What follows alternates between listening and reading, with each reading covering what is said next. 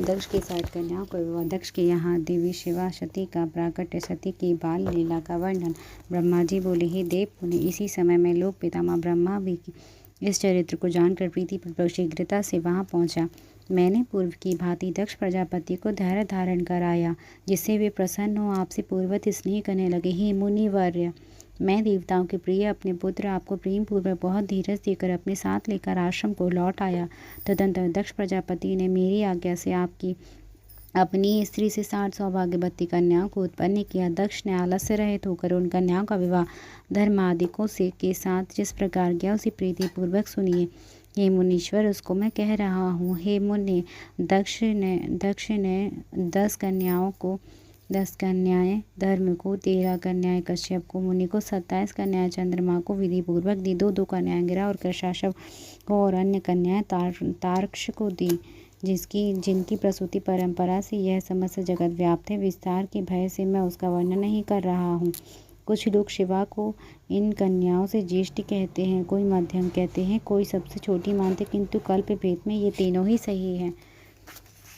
कन्या की उत्पत्ति के अनंतर पत्नी सहित दक्ष प्रजापति ने अत्यंत प्रेम से अपने मन में जगदम्बा का ध्यान किया। उन्होंने गदगद स्वर से प्रेम पूर्वक विनय युक्त होकर हाथ जोड़कर बार बार नमस्कार करके उनकी स्तुति की। तब वे देवी संतुष्ट होकर मन में विचार करने लगी कि मुझे अपनी प्रतिज्ञा को पूर्ण करने के लिए वीरणी में अवतार लेना चाहिए। इसके बाद उन जगदम्बा ने दक्ष के मन में निवास किया। हे मुनि सत्तम, उस समय वे अत्यंत शोभित होने लगे।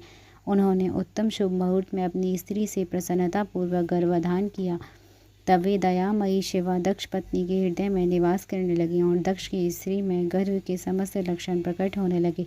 हे तात, गर्भ में शिवा के निवास के प्रभाव से वे दक्ष पत्नी वीरणी महामंगल स्वरूपा और पहले की अपेक्षा अधिक प्रसन्नचित्त हो गई। उस समय दक्ष ने अपने कुल के संप्रदाय के अनुसार, वेद के अनुसार, अपने सम्मान के अनुरूप प्रसन्नतापूर्वक पुंसवनादि सभी संस्कार किए। उन पुंसवनादि कर्मों में महान उत्सव हुआ। दक्ष प्रजापति ने ब्राह्मणों को उस समय यथेष्ट धन प्रदान किया।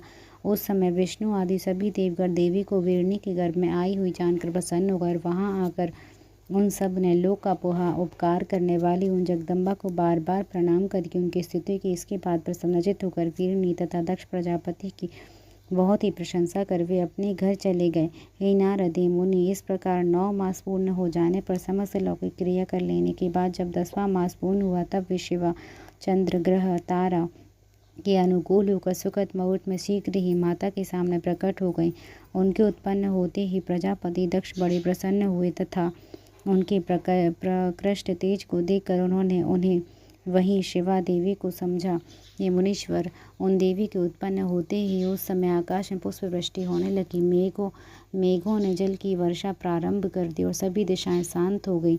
देवता आकाश में स्थित होकर उत्तम बाजे बजाने लगे और शांत अग्नियां प्रज्वलित हो उठी।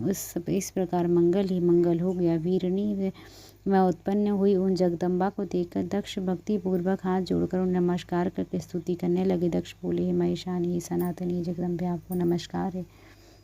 हे सत्य स्वरूपनी महादेवी, मेरे ऊपर दया करें। वेद की ज्ञाता जिन्हें शिव शांता, महामाया, योग निद्रा तथा जगन्मयी कहते हैं, उन आप हितकारिणी देवी को मैं नमस्कार करता हूँ, जिन्होंने पूर्व काल में ब्रह्मा जी को उत्पन्न कर इस जगत की सृष्टि के कार्य नियुक्त किया है। उन परमा जगन माता आप महेश्वरी को मैं नमस्कार करता हूँ, जिन्होंने सदा संसार के पालन के लिए विष्णु को नियुक्त किया है।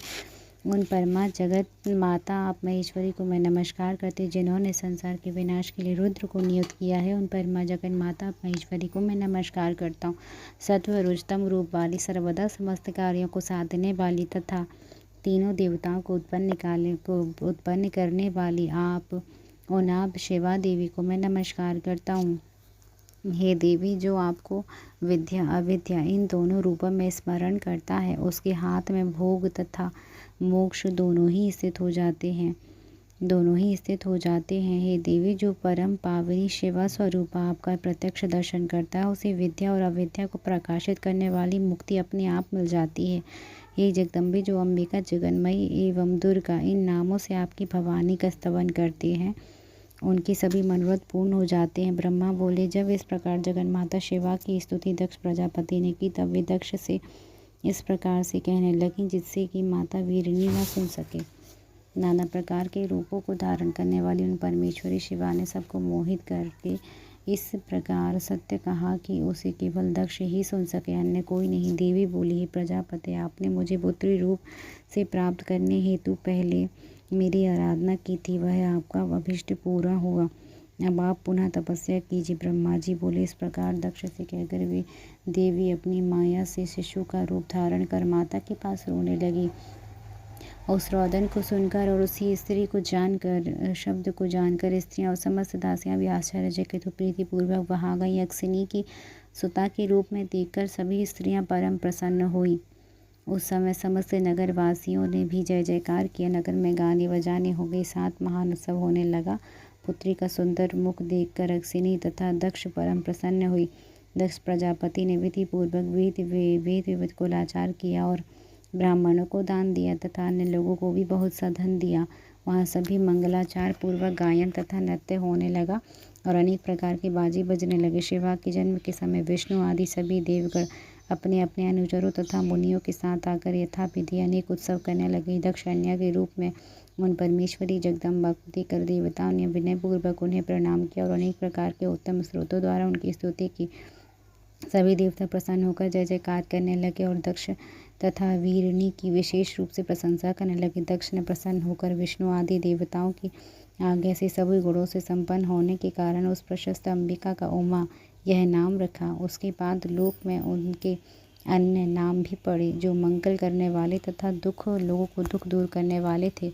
उस समय दक्ष प्रजापति ने हाथ जोड़कर विष्णु, मुझ, ब्रह्मा, संपूर्ण मुनियों देवताओं की स्तुति करके भक्तिपूर्वक सभी लोगों का पूजन किया। तदंतर विष्णु आदि सभी देवगण दक्ष की प्रशंसा करके शिव का स्मरण करते हुए अपने अपने स्थान को चले गए। उसके बाद माता ने भी यथोचित रूप से उन कन्या का संस्कार कर बालकों का स्तनपान विधि से उन्हें अपना दूध पिलाया।